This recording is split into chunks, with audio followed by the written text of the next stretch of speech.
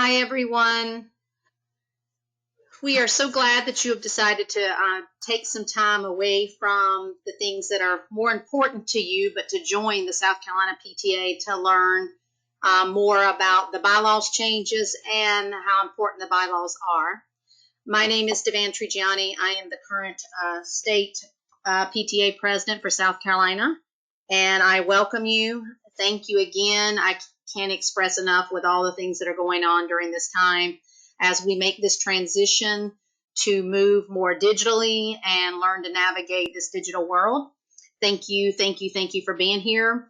But I'm going to immediately turn it over. We want to be so respectful of your time and how important your families are to you and the things that you have to do. I am going to introduce our presenter tonight. Many of you know her. Susan Key has served as Greenville's District 1 PTA president. She has served in many more roles than that, but currently Susan is a force to be reckoned with. She is a talented, amazing woman that gives back fully in everything that she does. She gives 110%, and she is our state PTA bylaws chair, and we are so excited to have her join us. So without further ado, I am going to give this program over to the wonderful Susan Key. Guys, thank her for being here and enjoy your evening.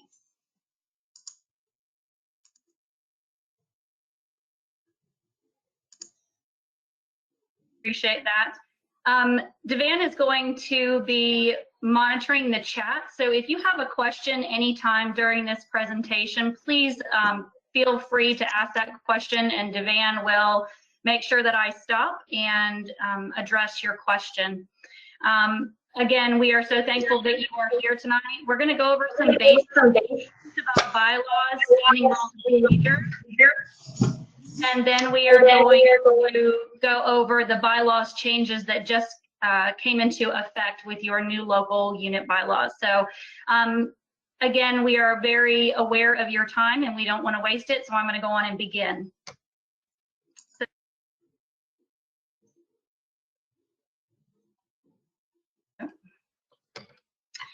Tonight's agenda is going to just go over some basic definitions. What are bylaws?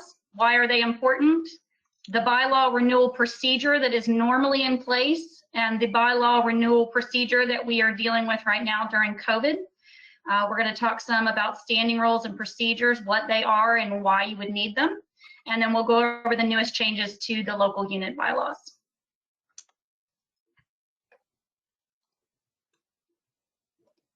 Okay, so length of term. So this definition is how many years an elected position will last. So your president might, or the United States president holds office for 4 years.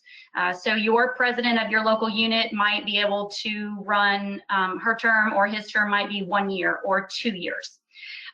Then the number of terms is how many times in a row an elected officer can hold that same position. So again, going back to the president of the United States, the president is only allowed to hold office 2 times. So what we are recommending at South Carolina PTA is that no person should hold an office for longer than 4 years completely. If you have somebody who is holding an office for 5, 6, 7, 8 years, I've even seen some in some bylaws, there is no development for new leaders. There's no new ideas coming to your board of directors or to your PTA unit. So when you have to look at your bylaws the next time, please make sure that your officers cannot hold office any more than 4 times, or for 4 years rather. The nominating committee, these are the individuals who have to find all of the candidates to be elected for your board of your executive committee. It needs to be an odd number, so there is no way to have a tie. If you have a smaller school, then a nominating committee of 3 is probably pretty good. If you have a larger school where you have 800 or 900 PTA members, your nominating committee needs to be 5 or 7, because you always want to make sure that the people on your nominating committee are from different areas of your district, from different neighborhoods, of making sure your nominating committee also represents the population of your school. An ex officio member is a member of the committee that has all the rights and privileges, but without the obligation to participate. So, for example, your past president might be an ex officio member, somebody there who is there to give some advice, but doesn't have to be at every single meeting. And they should not be counted to determine a quorum. Any questions on any of those?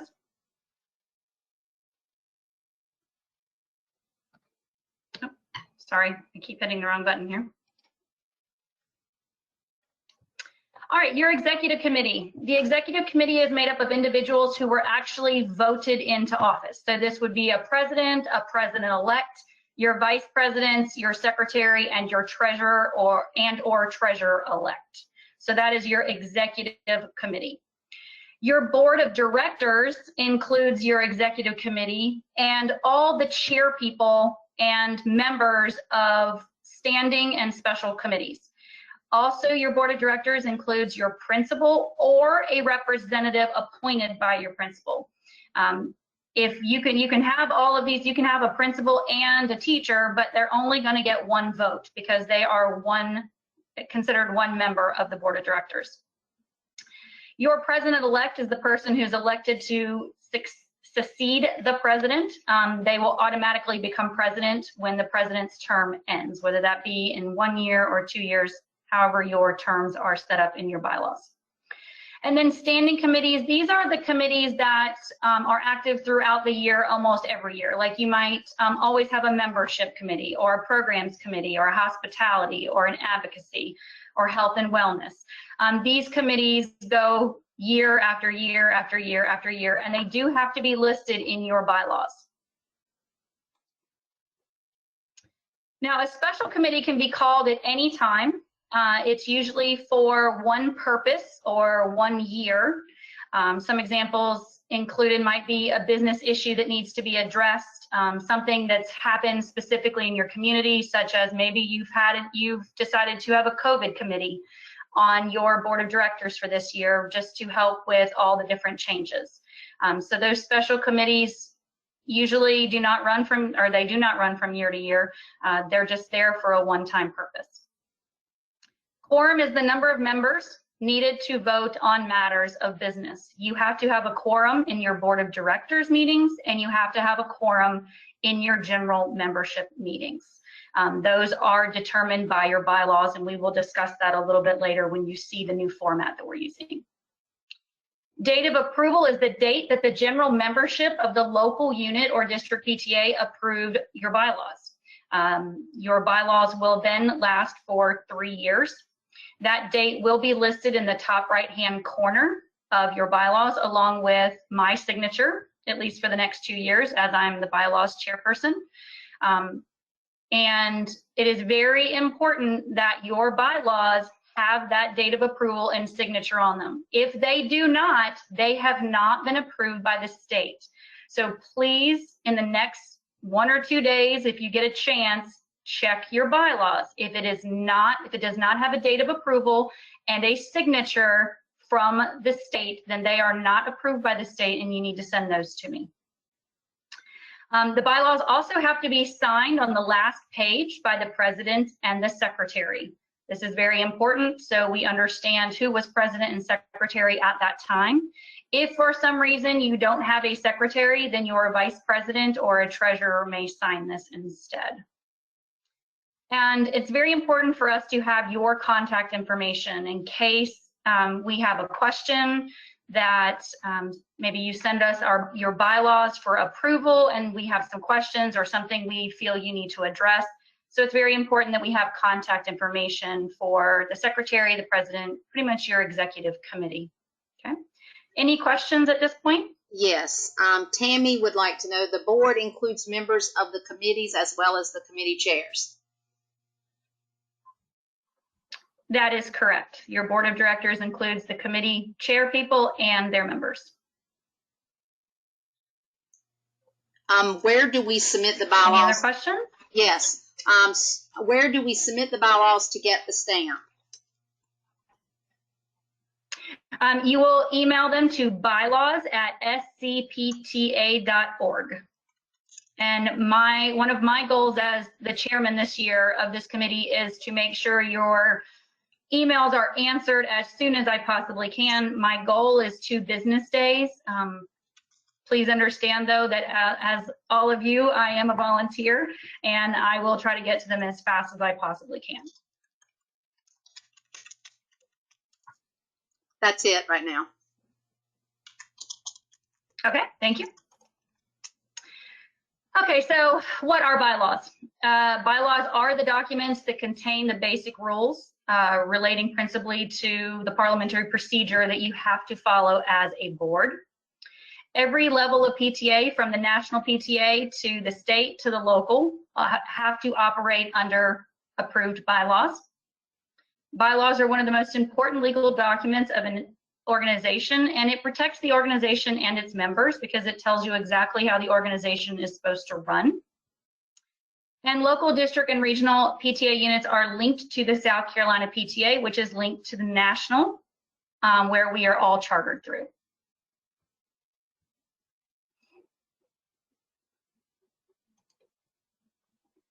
So why are they important? Bylaws are the written contract between the members and their elected officials and help to make sure that they define any issue that might come up during a year. So your bylaws must include the name and purposes of the association, which you will see that as section 1 of our bylaws. Membership and dues information, qualifications, responsibilities, and duties of the elected officers, the length and number of terms an officer can hold, how finances are handled, including how to handle any money should the organization be dissolved, the formation of the board of directors and committees, duties of the board of directors and committees, the nomination and election procedures, and they assist with conflict resolution and settle any disputes. Susan, we have a question. It is. Okay. All right. Mary Mac would like to know, can we go ahead and get them approved at the October 2020 meeting and send them to you to sign approve? And then that's the first question, and then upload to Member Hub. Okay, so I'm going to answer the second question first. Do not upload anything to Member Hub. Once your bylaws are approved, I will upload them into your Standards of Affiliation Compliance Document Hub. This is one of the issues that we've had in the last year, that people uploaded them to Member Hub thinking that they were sending them to us at South Carolina PTA. We do not know when you upload items into Member Hub unless we go in and specifically look. Well, we have over 250 units, so it's pretty hard for us to look at every single Member Hub site to see if you've uploaded something in the last, couple days or even couple months. So anytime you have any bylaw questions or you need them approved, or you need to email them to me at bylaws@scpta.org.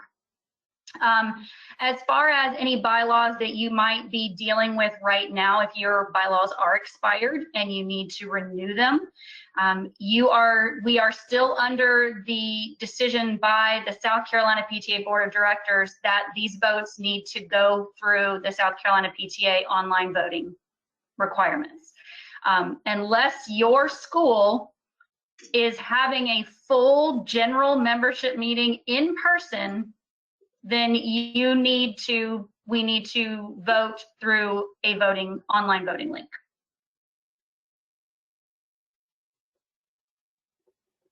I have another question. Okay. They are going back to length of terms. So here's the question. Could one person hold position for the term length, change positions, and then go back to the first position? Yes, legally by your bylaws, you can do that, but please remember that you're always looking for new leadership on your board of directors. It's great if somebody wants to change positions and then come back again. I did that. I was president of my local high school 1 year, and 3 years later, I was president again. But you're always wanting to make sure that you are growing new membership or new leaders in your PTA. So yes, that is legal, but always think in the back of your mind, is this bringing new ideas and fresh new perspective to our board of directors?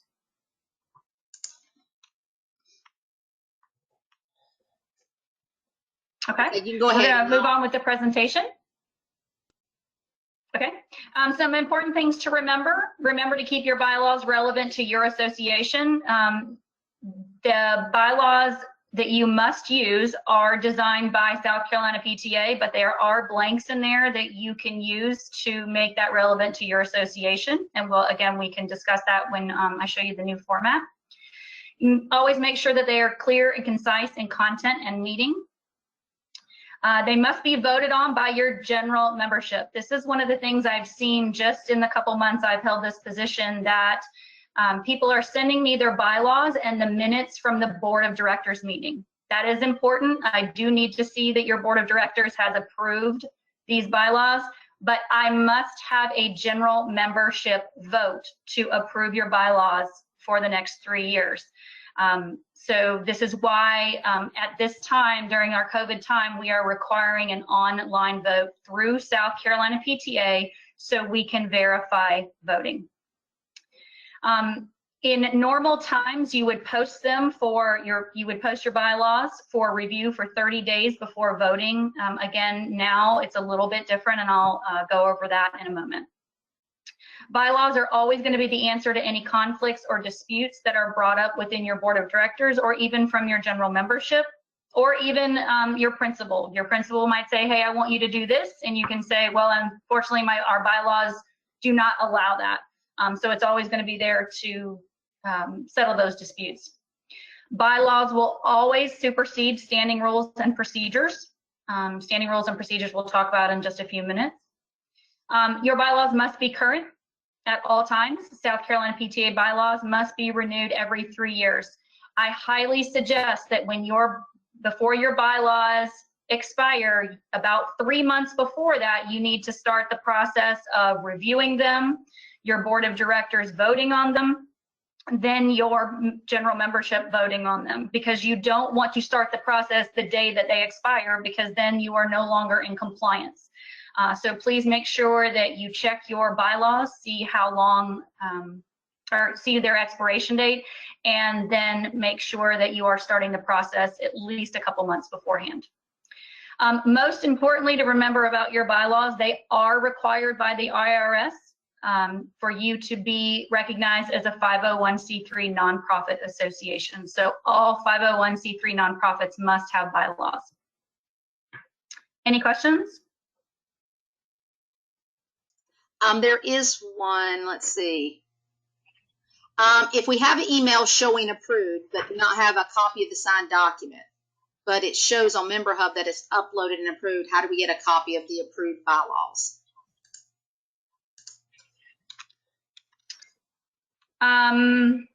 Check the Standards of Affiliation Compliance document folder first to see if they were put in there for you.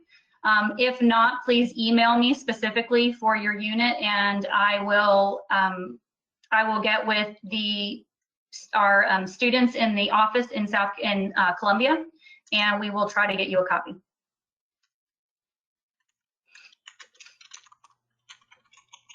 Okay, Susan, go ahead. Okay, the renewal process. So please know that I cannot see some of these words on this slide, so I'm going to, if I don't speak exactly what it says on the slide, please know that I'm just paraphrasing.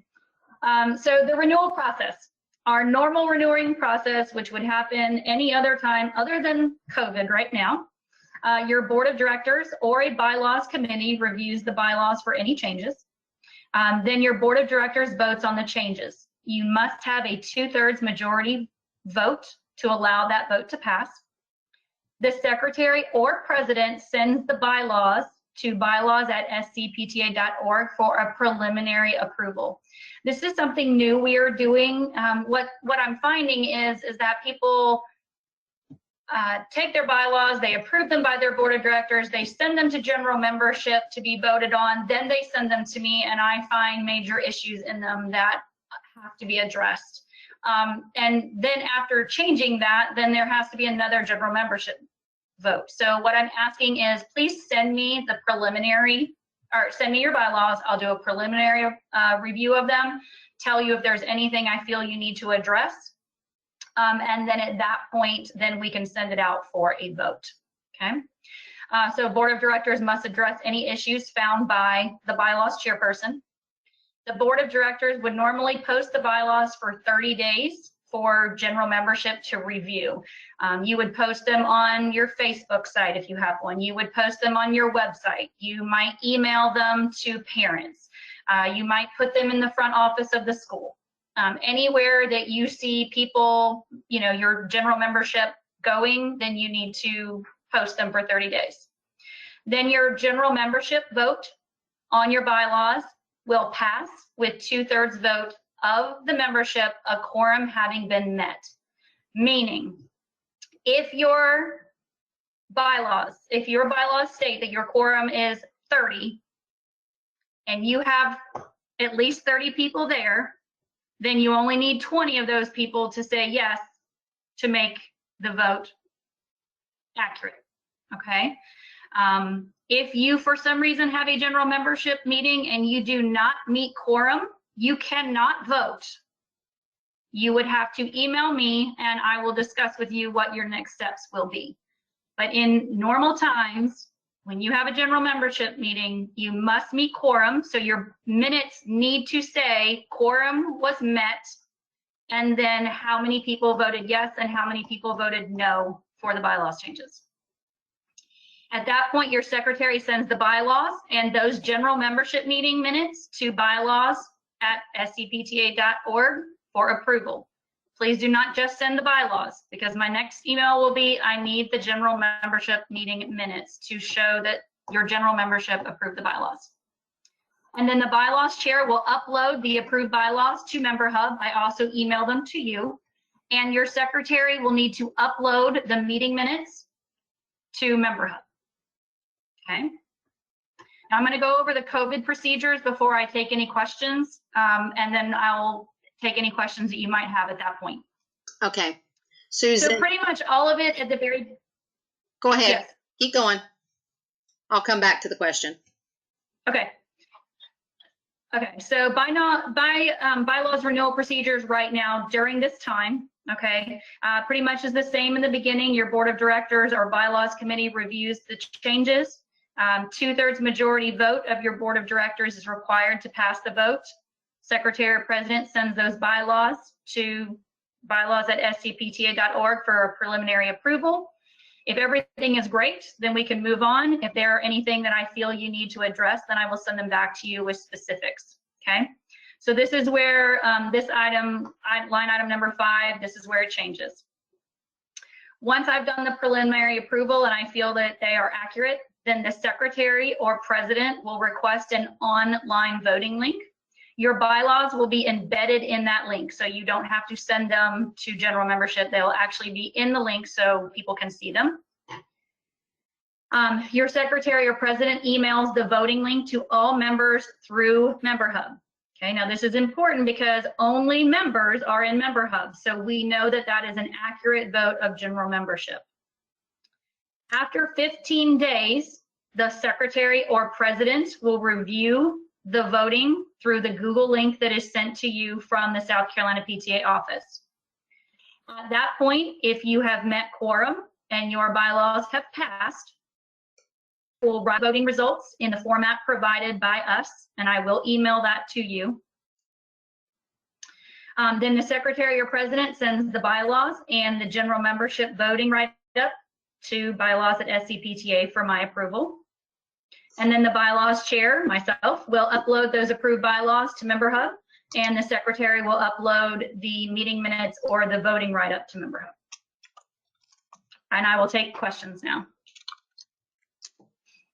Okay. Bylaws in regards to being, should be publicly distributed, not limited to PTA members.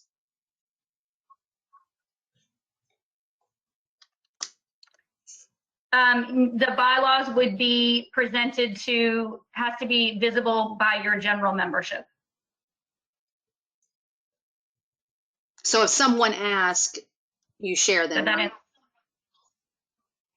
Did you hear me okay, Susan? absolutely, Okay. somebody, yes, absolutely. If somebody wants to know what your bylaws say, then yes, you can provide them a copy. Always having a copy in the front office of your school is a good practice in case, anybody has any questions for that, they can always stop by the front office. Okay.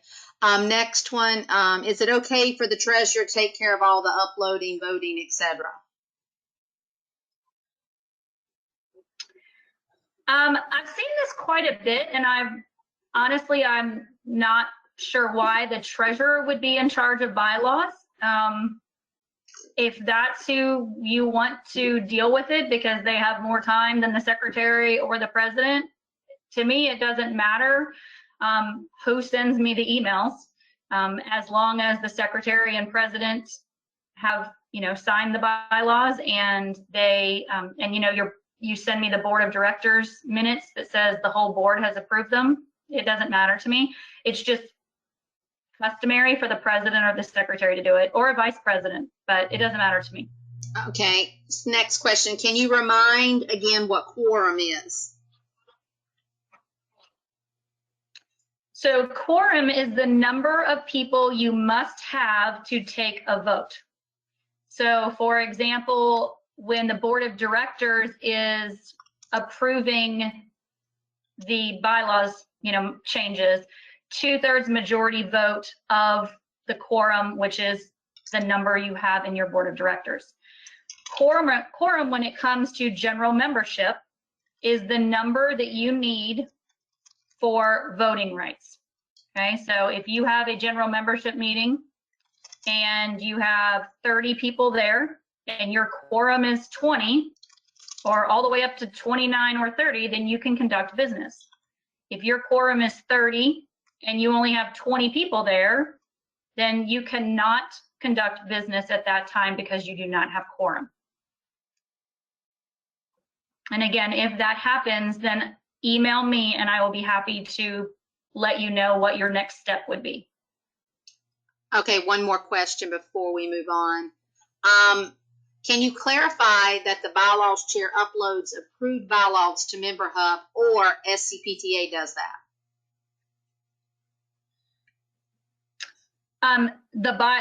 Myself at this time, I am uploading your state approved bylaws into Member Hub. This is something new. It's not been done before until I came on board because I know Member Hub a little better than our previous chairperson. So when I approve them, I email them to you or whoever I've been in contact with from your unit. I will email you and it will say, please find attached your state approved bylaws. I will also upload those to your standards of affiliation compliance document hub in Member Hub. Okay, and then I will also change that you are no longer, I will change in Member Hub that you are approved and the date in which they were approved and the date in which they expire. Okay, quorum question. Is it is that number something we pick, or is it based on how many members we have? That is actually changed with our new revisions, and I will discuss that when we get to it. Okay. And one more. That's a very good question. If we have already held our general meeting via GoToMeeting and have votes from the meeting along with the email documented vote that gives us a 2/3 majority and we met the quorum, can we use these votes rather than completing a voting link? I will talk to you specifically, each individual unit about that. Right now, we really want the online vote happening because if for some reason at any time somebody comes back and says, I don't believe that vote, or I don't agree, I know eight people, or I know 80 people who said no, but yet the vote says yes, it is better for South Carolina PTA to be involved in that online link so we can make sure that we can help you with that conflict.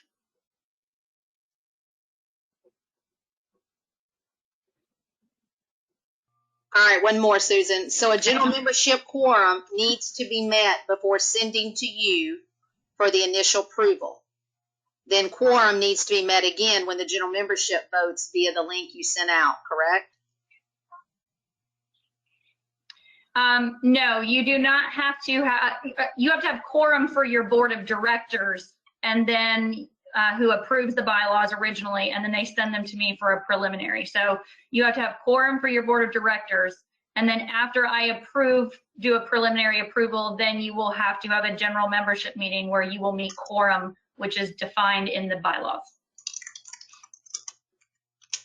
Okay, that's it for now. Okay, I'm going to go on and move on. Okay.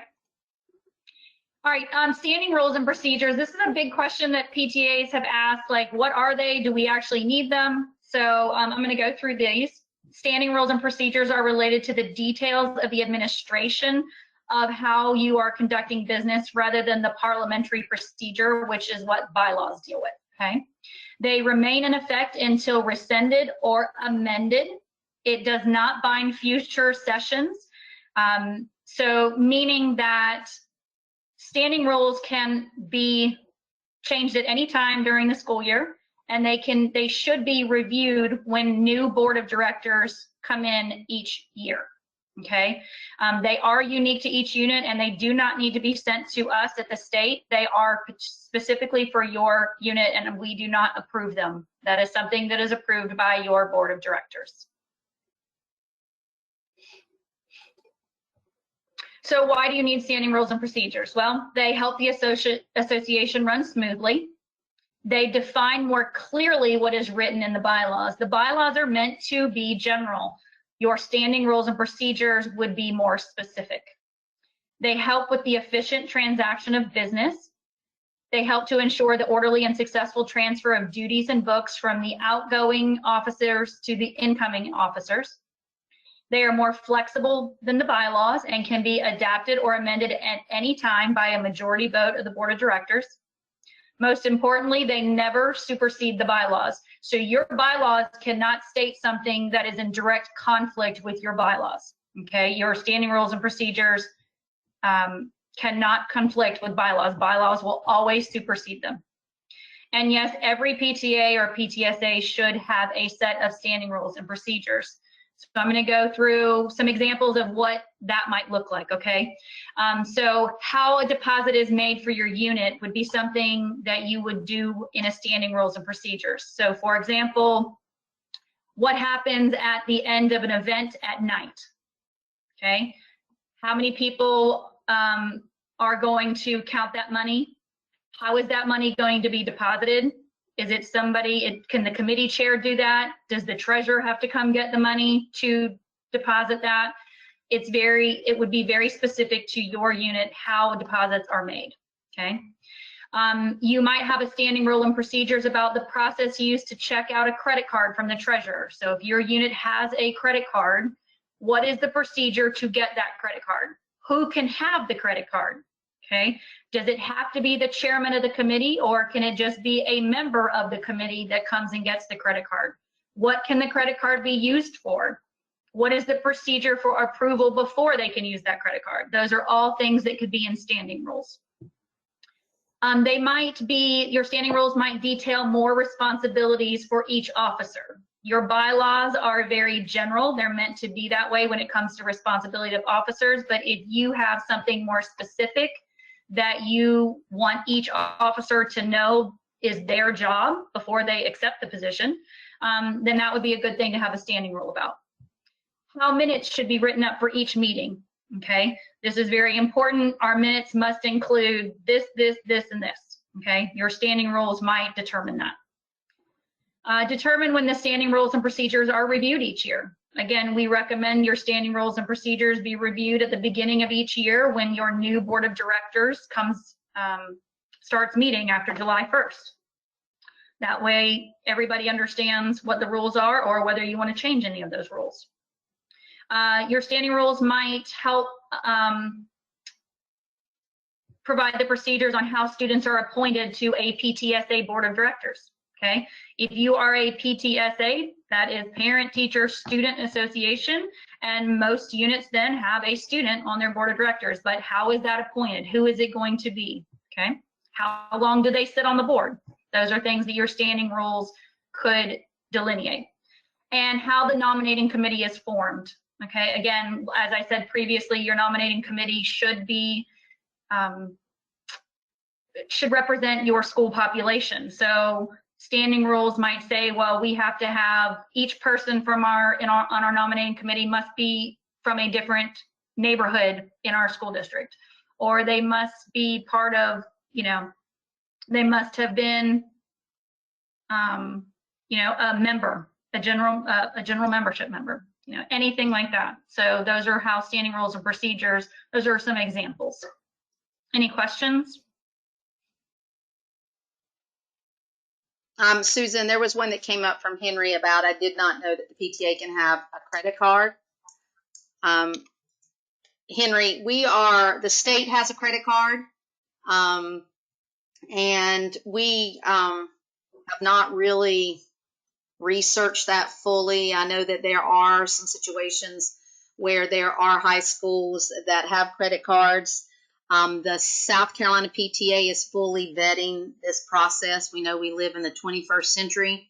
We are in the process of talking with National, and we have formed a special committee to determine this. And so these are just some of our standing rules that we're covering. We're not saying run out right now tomorrow and get a credit card, because we have to go through some AIM insurance stuff and things like that. So we will keep you posted on what the committee comes up with regarding local unit credit cards.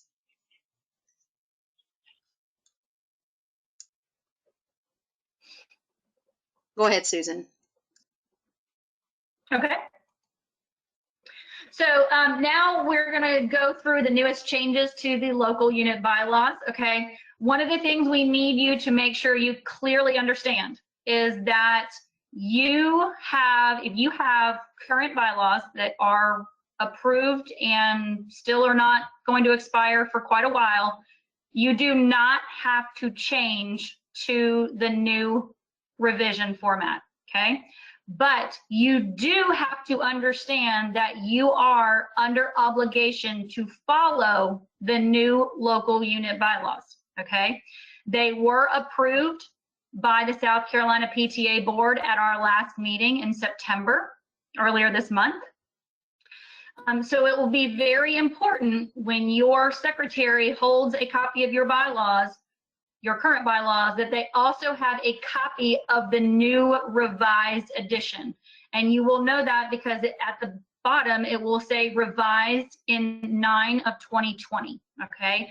And they supersede any other revisions. Does that make sense?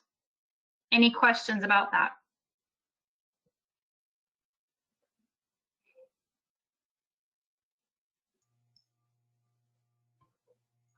Joy wants to know where we would find a copy. And it has been uploaded to our website. They have been uploaded? Yes. Yeah, so go to South Carolina PTA's website, go under forms, then it says local unit bylaws. So that has been uploaded and you can see them, you can pull them from there. So I'm going to go over the bylaws. I'm not going to go over all of it. I'm just going to go over the revised changes that just occurred, but please feel free to ask any questions you might have about any of the bylaws as we go through them. Before I go to that though, I do want to give you, if you ever have any questions about bylaws, please feel free to email me at bylaws@scpta.org, or you can email the office if you have any general questions about anything. You can email office@scpta.org. Okay, so we're going to go now to the new revised edition of the bylaws. See if I can get them a little bit.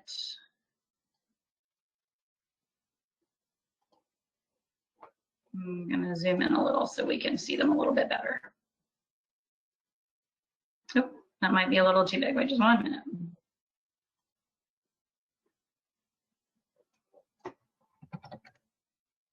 Sorry about that. Should have had that done beforehand. Okay, so I'm just going to scroll down. As you see, we discussed that your bylaws must have your purpose. What is the purpose of your PTA, which is there, and your basic policies. The first change that was made under Article 4 of local PTA and PTSA units, all of this section has to do with where you turn in all your compliance documents. So it used to be that you would have to mail in all those documents to South Carolina PTA, and we kept paper copies. And but in this new and digital age, it is time that we become more into that digital age, and everything is going to be used, everything is going to be uploaded digitally, okay? So you will upload everything into Member Hub, okay? Whether that be your unit officers, that needs to be done by July 1st, as always. You're going to upload your financial review and final budget from the previous year by October 1st. You are going to upload the current year's budget, duly approved by your general membership, October 1st, into Member Hub. You will upload all of your general members into Member Hub with contact information, okay? And you will pay for your dues October 1st, December 1st, and March 1st of each year. And then at the end of the year, if you have any members who have joined after March 1st, you would also want to do one more admission payment, dues payment, before the year fiscally ends on June 30th, okay? You will file your federal tax return into Member Hub by November 15th of each year. By November 15th of each year, you will also make sure that you have filed your taxes with the IRS, and that has met any other criteria as may be described by South Carolina PTA. So any other documents that we might ask you to put in your Standards of Affiliation Compliance Hub in Member Hub, okay? Any questions?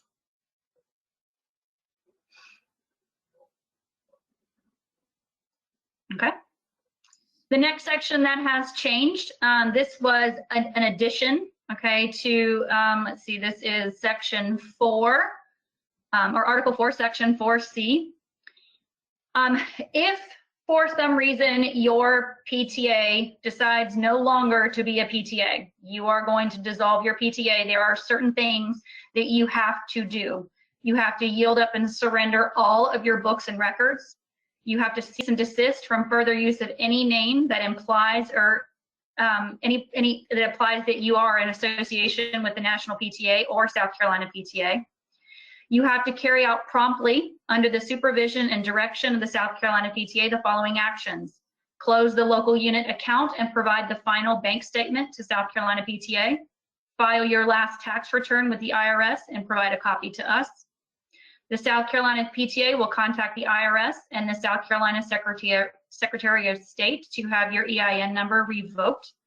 And South Carolina PTA will provide a letter to your school district, your bank, the IRS, the South Carolina Secretary of State, and any other entity that we feel is necessary to show them that your local unit has dissolved.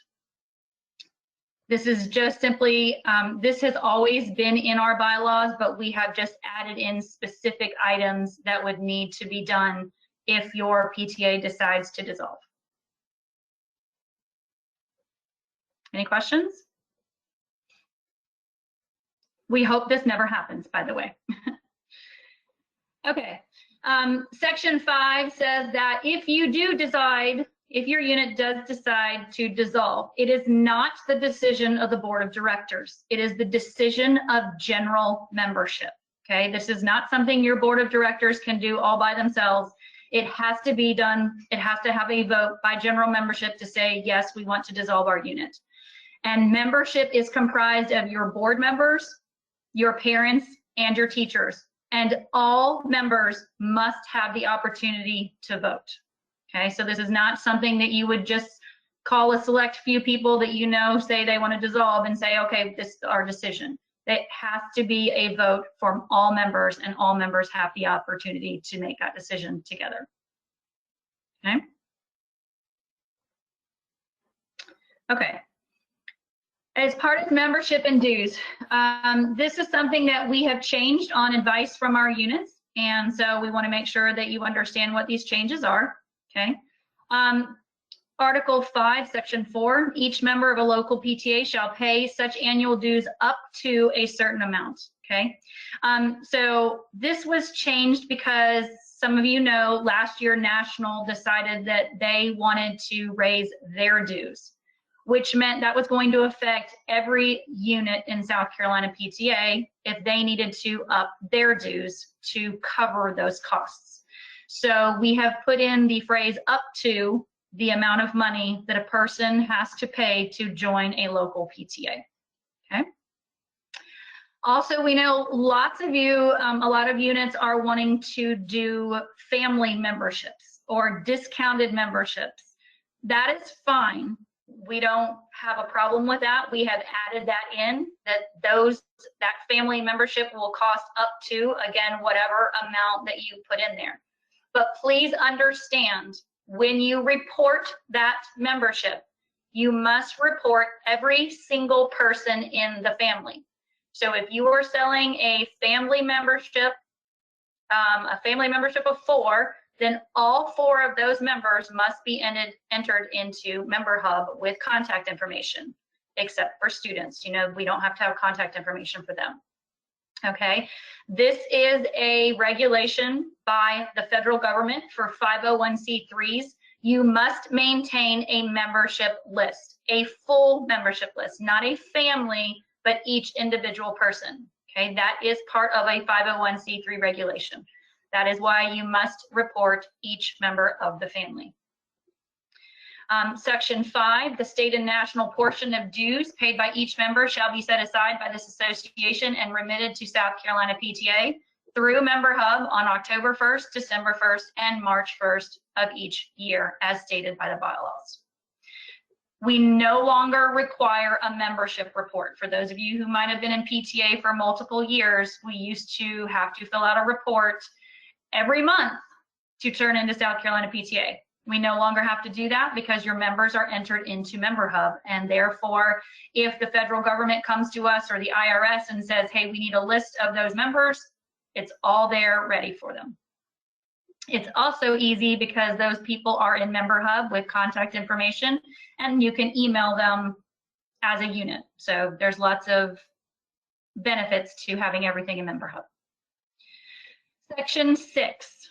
Again, this is not new, but it is something we want to reiterate to everybody. A new PTA unit may be chartered if the unit has at least 10 members at the time of association, which is great. We love to have new units. We had about 10 new units last year. It was fantastic.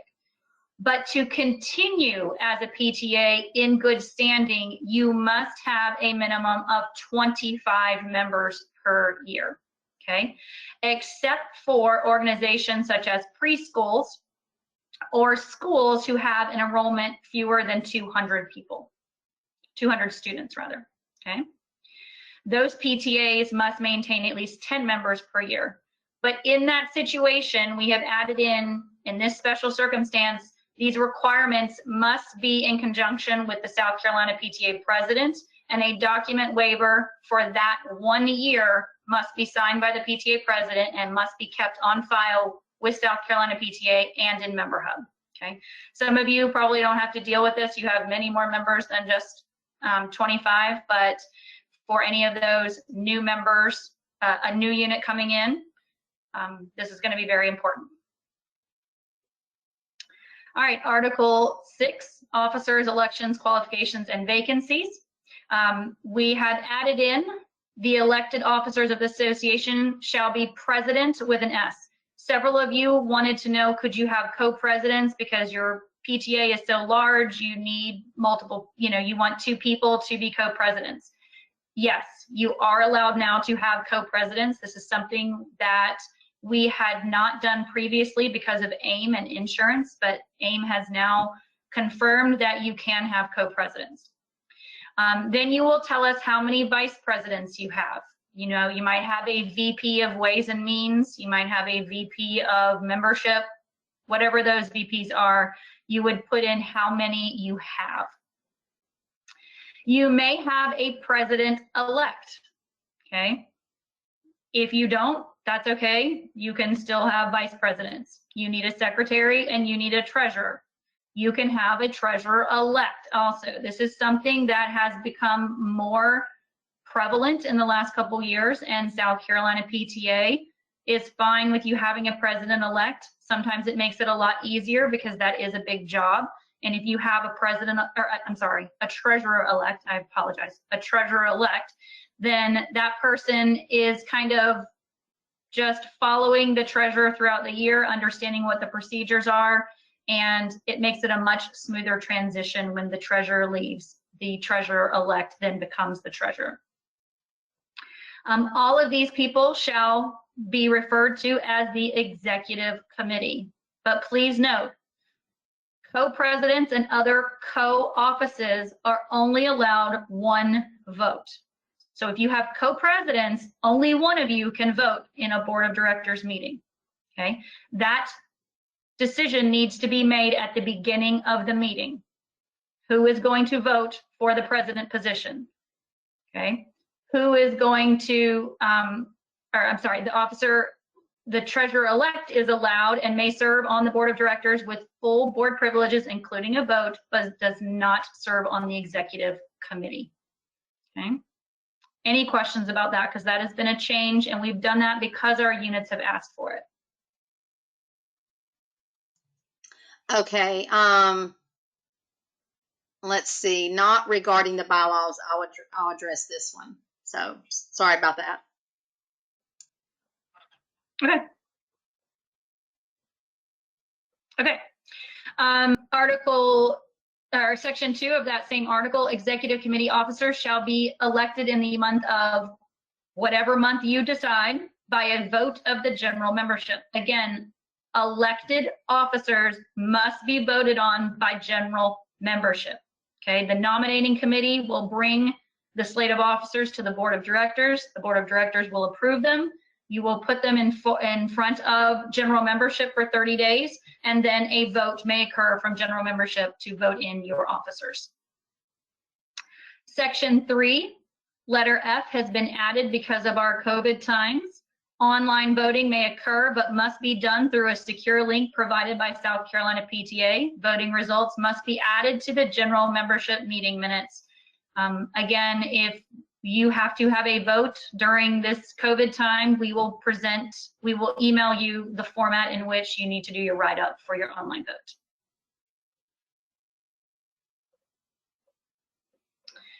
Section 5. A vacancy in any office except for the office of president shall be filled by the board of directors for the unexpired term. So let's say you have a treasurer who decides to or moves during the middle of the year. The board of directors can appoint a new treasurer, but at the next general membership meeting, that person must be voted in as treasurer. Okay. If this happens in August, then whenever your next general membership meeting occurs, that person has to be voted in.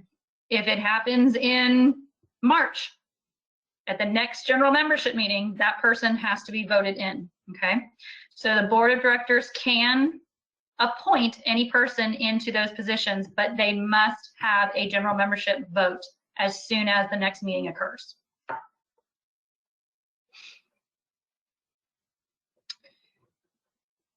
Okay. Our next article is duties of executive committee, section 1, about the president. The president shall preside at all meetings of the association, the board of directors, and the executive committee. Okay, unless for some reason the president can't be there for that meeting, then they would appoint another officer to run the meeting, such as a vice president or the president-elect.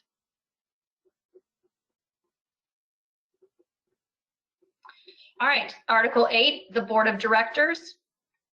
Section 3, the members of the board shall be elected officers. And again, we put in here co-presidents share one vote, or co-positions, I'm sorry. co-positions share one vote must be determined in the minutes at the beginning of the meeting who is going to do the vote.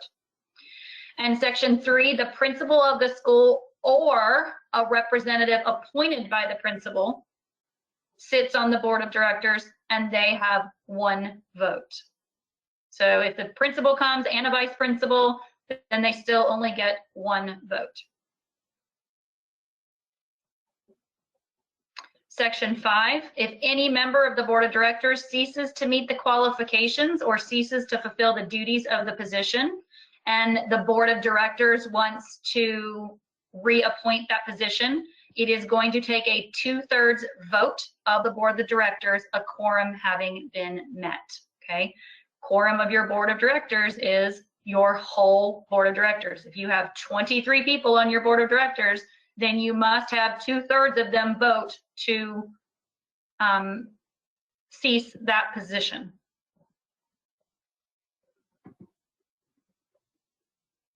Okay, any questions up to this point? Okay. Excuse me. Article 9, talking about your committees. We did make a few changes here under section 4. The nominating committee responsible for overseeing the nominations for the executive committee elections shall consist of how many people? Please do not put 3 to 7 or 3 to 5. You need to choose. Is it 3? Is it 5? Is it 7? Is it 9? Again, it has to be an odd number, okay? 1 is not acceptable. You cannot have a committee of 1 person, okay? You need to have 3, 5, 7, 9, however large your school is. That is the number of people you need on your nominating committee. Committee members shall be elected at any general meeting prior to January 31st. So this takes a general membership meeting approval, your nominating committee, okay? And that has to happen before January 31st. So don't wait till February to decide who's going to be on your nominating committee. It's something you need to start thinking about early, and your general membership needs to vote on it before January 31st.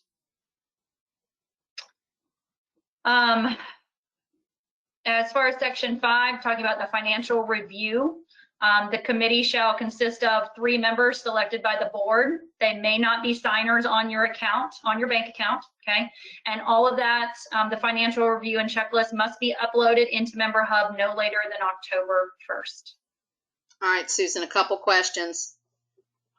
A quorum of the board is all of the board?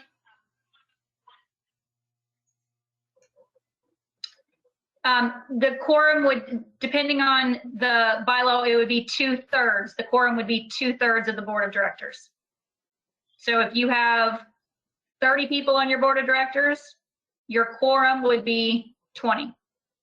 If you have 12 people on your board of directors, your quorum would be 8.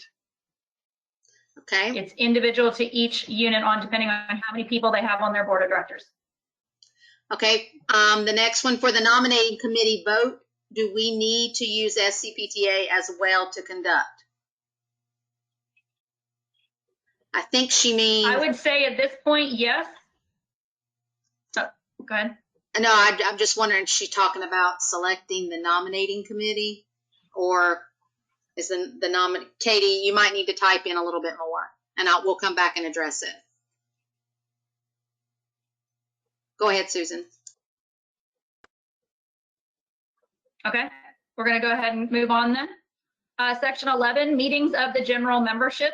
Okay, this is where you put how many regular meetings you have each year, how many days you have to have for notification, things like that.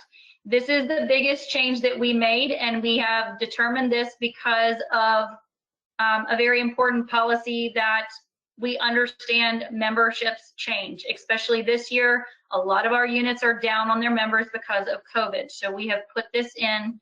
This is a permanent decision, and this supersedes all other bylaws that you may have at this point. So understand section 4. Before each general membership meeting, quorum must be calculated based on current membership numbers. So that means in August, your quorum might be, let's say 50, But in January, when you have more members, your quorum may jump to 70. Okay, so it is no longer a set number. Okay, it changes as the school year changes, and it definitely changes from year to year. So before each general membership meeting, a quorum must be calculated based on current membership numbers. The quorum must be determined before the meeting and entered into the meeting minutes. So at the beginning of every not board of directors, before each general membership meeting, you need to state in your minutes, we have, whatever your number of members are at that current time, and quorum is this number, okay? Quorum is calculated. It is required that your quorum be at least equal to the number of officers and committee chairs plus 5% of the total membership at the current time, or 10 members, whichever is higher. Okay, so if you have 100 members, that means that 5% of that, okay, would be your general membership number. And let's say you have 12 officers and committee chairs. So you would add those two numbers together. Okay, hopefully that makes sense. So let's say 100 members, 5% of that would be 5 members, plus 12 officers and committee chairs would be, your quorum is 17 at that meeting. Okay. If you have 200 members at the time of the meeting and still 12 officers and committee chairs, that's 12 plus 10, which is 5% of 200. And your new quorum for that meeting will be 22. So you can see that every general membership meeting, your quorum could change. Any questions about that?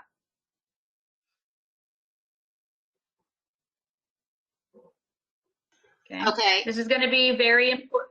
Wait a second. Okay, so the question that we were talking about was going back to Article 8, Section 5 was 2/3 vote of the board. And now it was 2/3 of the board, now is 2/3 vote of the board members present, a quorum having been met.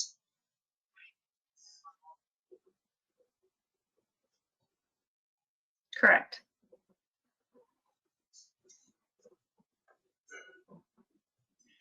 Robert's rules indicates a quorum is more than half. Is it in our bylaws that the quorum of the board is 2/3 of the board? Yes, Section 5 says 2/3 vote of the board of directors present. Okay, thank you.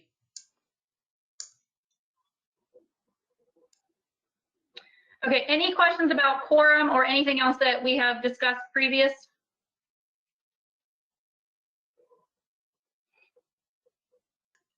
I'm getting lots of questions right now, so hang on. Go ahead, Susan. Okay. Go ahead. Okay, I'm going to go ahead and finish out. We don't have that many more changes, and then we can come back to the quorum question once Devan can look at all the questions and try to see if they're similar in content. Article 12 about districts and region PTA. This used to say region and councils. We no longer have any councils. So in this section, I simply changed region, or we simply changed region or council to region throughout this entire article. So that's the only thing. The last two changes on the last page of which is page 4, these bylaws were approved by membership of, and you're going to put your PTA name. Is it a PTA or a PTSA? At a general membership meeting held on, and then you simply put the date, okay? The only thing that has changed on here, content has not changed. It's just the way we have the date entered on here. all the previous bylaws didn't have the year. It just asked for the month and the day of the vote, and we feel it's very important that we know the year. So this is we just kind of changed that formatting right there. And we've asked for the president and the secretary to date the bylaws when they are signing them. Okay, and you will see down at the very bottom, this was revised September of 2020. So moving forward, anytime you update your bylaws, you must use this format. Okay, again, if you have current bylaws, you do not need to put it in this new format, but you are responsible for following all new changes that happened in this revision.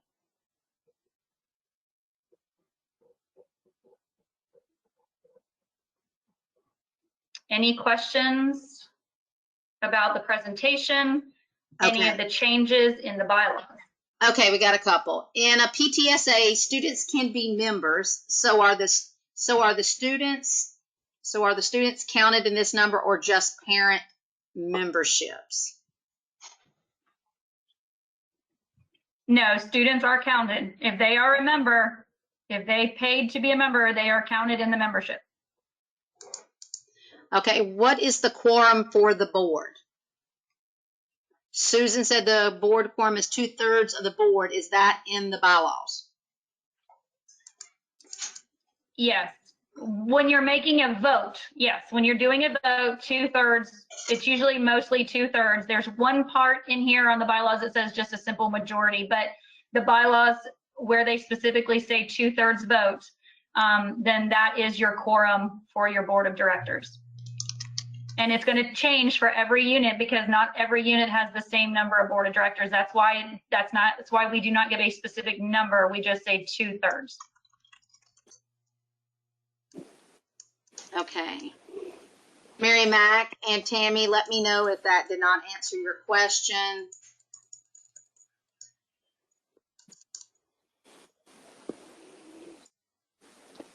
And again, just one more reiteration. Remember, your board of directors approves the bylaw changes, and then your general membership also must approve them.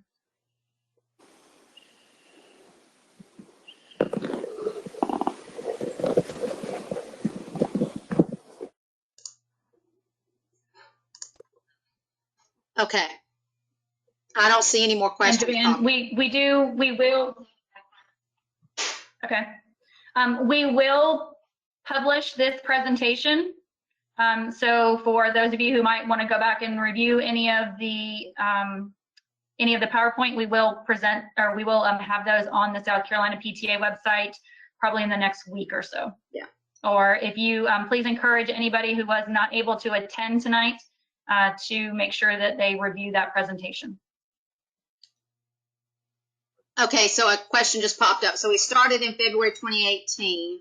I'm not sure about when bylaws were voted on.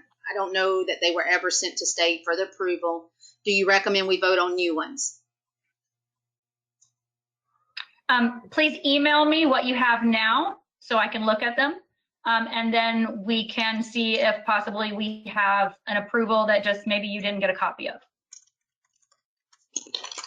But for whoever question that is, please email me at bylaws@scpta.org and I will work with you individually.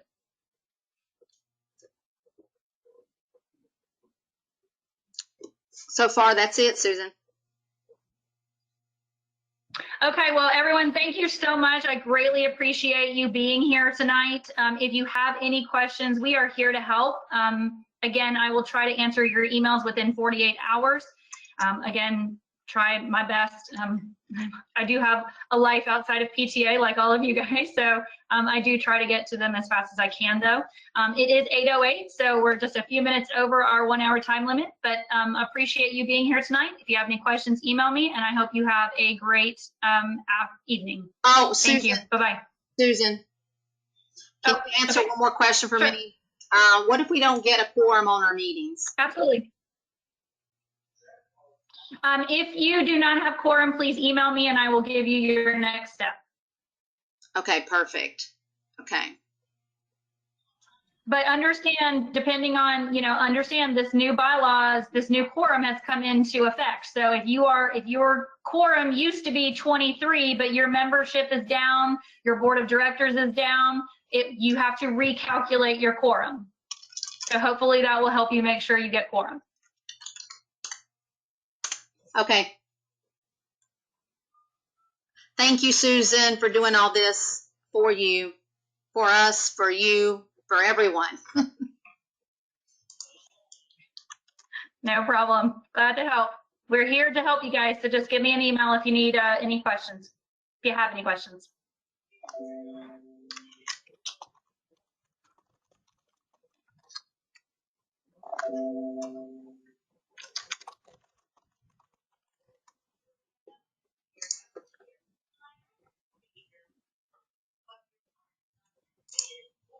Savannah, if we have any questions and people are still here to answer, I'm happy to answer any. Okay, I'm kind of just watching to make sure. A lot of people saying thank you, Susan. One question that came up is they were curious about, I think I'm going to get Michael to post one of the highlighted copies. Can you send this to me and I'll send him the presentation after it converts tonight, and we could post a highlighted copy also, so to help them point out the changes. Absolutely, I'd be happy to.